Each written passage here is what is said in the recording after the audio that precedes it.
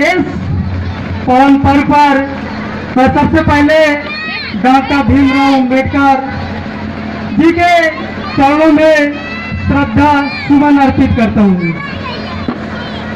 बाबा साहब जब नव भाषाओं का ज्ञान लेकर और 32 डिग्रियों के साथ भारत अपने देश आए तो ये कल्पना नहीं की जा सकती थी कि उन्हें सर छुपाने के लिए एक छत जहाँ छुपा कर मिलेगी।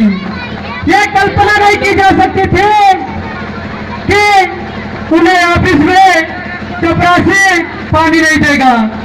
ये कल्पना नहीं की जा सकती थी कि वो फाइल भी अन्यस्त करके फेंक कर देगा।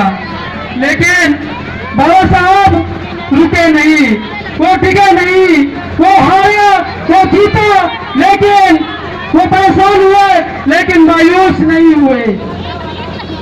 बिखर गया उनका परिवार लेकिन वो नहीं बिखरे। वो बीबेक सोसाइटी के मिशन को लेकर आगे बढ़ते रहे और इस देश के लोगों को ये समझाने का काम कर दिया कि मैं आया हूँ इस देश के सोए हुए समाज को जगाने।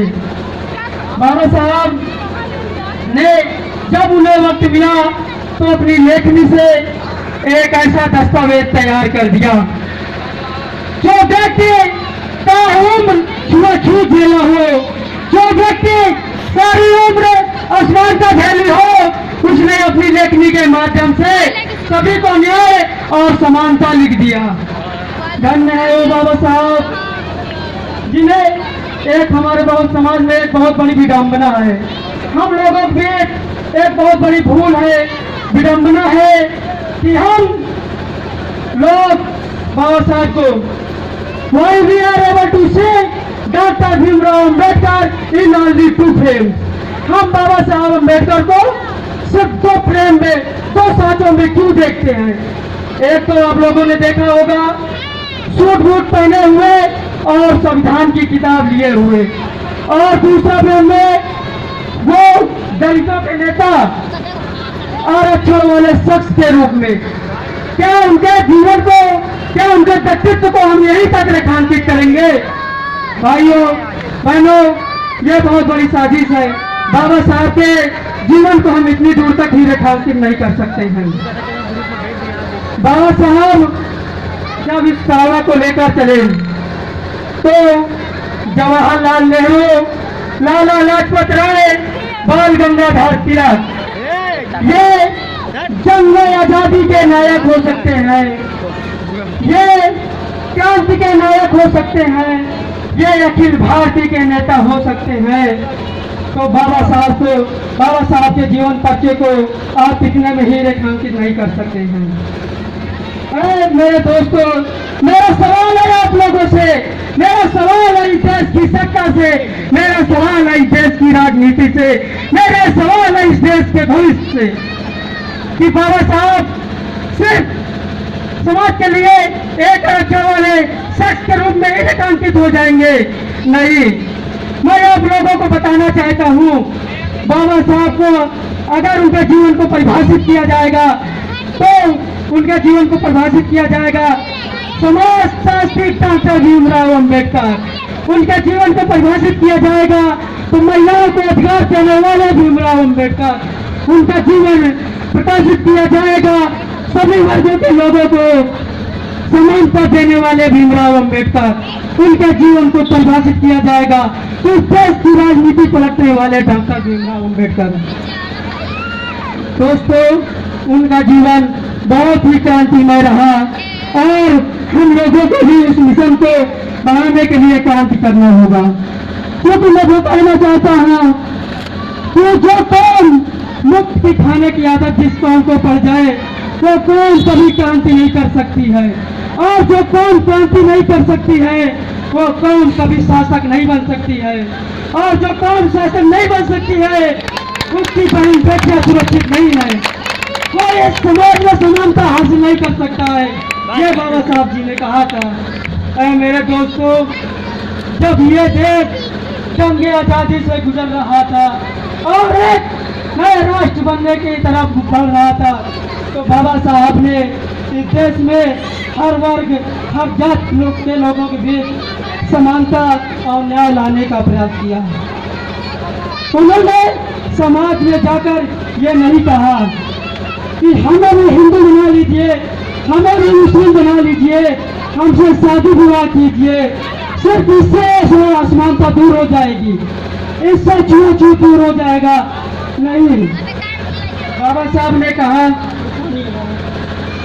ने कहा जब तक इस समाज में सोशल डेमोक्रेसी लागू नहीं होती, बाबा साहब ने कहा जब तक इस समाज में इकोनॉमिक डेमोक्रेसी लागू नहीं होती है, बाबा साहब ने कहा जब तक इस समाज में पॉलिटिकल डेमोक्रेसी लागू नहीं होती है, जब तक इस समाज में समानता नहीं आएगी, जब तक इस समाज से छूत दूर नहीं होगा, जब तक ये समाज आगे नहीं बढ़ेगा, यह समाज से शोषण दूर नहीं होगा। बाबा साहब के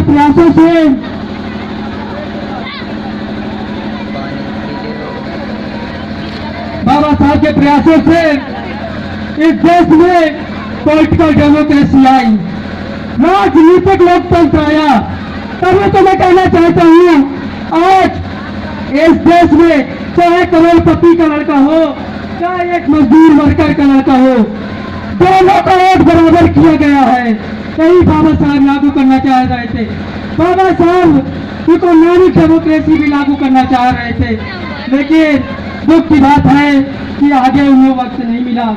लेकिन मेरे युवा नौजवानों, हम लोगों में अगर वो जज्बा जोश रहा तो इस समाज में जो सोशल डेमोक्रेसी है ये लागू होकर रहेगी, समानता आएगी इस देश में। मेरे दोस्तों, हम लोगों को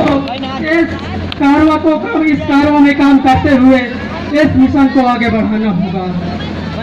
हम लोगों को इस जाति के टुकड़ों में विभाजित करने के लिए कुछ साजिश, हम लोगों को शासन करना, हम लोगों को शासक बने रहने के लिए ये जाति व्यवस्था। मेरे दोस्तों, मैं आप सभी लोगों से गुजारिश करूंगा कि आप सभी लोग मानव में भेद न किया जाए। मानवता से बढ़कर कोई धर्म नहीं होता है।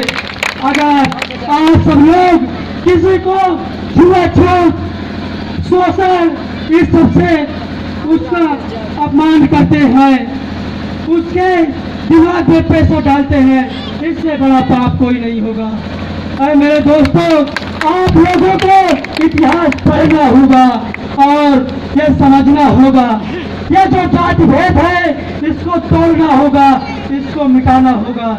ये आप लोगों से मेरी गुजारिश है। अरे मेरे दोस्तों, इस कार्यक्रम को लेकर हम सभी लोग बहुत उत्सुक थे। मैं बहुत धन्यवाद करना चाहूँगा भाई शारदा जी का, मैं बहुत धन्यवाद करना चाहूँगा भाई राजू गौतम जी का, मैं बहुत धन्यवाद करना चाहूँगा माता श्री राष्ट्रपति जिसे आप लोग नेताओं के नाम से जानते हैं गांव में लोग, उनका बहुत धन्यवाद करना चाहूँगा। मैं बहुत धन्यवाद करना चाहूँगा भाई सुरेश जी का, मैं बहुत धन्यवाद करना चाहूँगा गौरव भैया जी का, जो इलाहाबाद से अपना एक कीमती समय निकाल कर यहाँ पधारे। मैं बहुत धन्यवाद करना चाहूँगा रवि भाई मारो जी, जो बहुत ही लगातार से इस कार्यक्रम को आगे बढ़ाए और हर गांव जा जाकर लोगों को समझाया। मैं बहुत धन्यवाद करना चाहूँगा सुभाष भाई का, जो सुबह से ही आकर इस कार्यक्रम को आगे बढ़ाने का काम किया। आए मेरे दोस्तों, मैं भी इस कार्यक्रम को लेकर बहुत उत्सुक था। कई लोगों से इस कार्यक्रम को आगे बढ़ाने के लिए काम किया जा रहा था। और जब मैं घर से निकला तो मैं यही सोच रहा था कि काश बाबा साहब अगर हम लोगों के बीच होते तो ये कारवा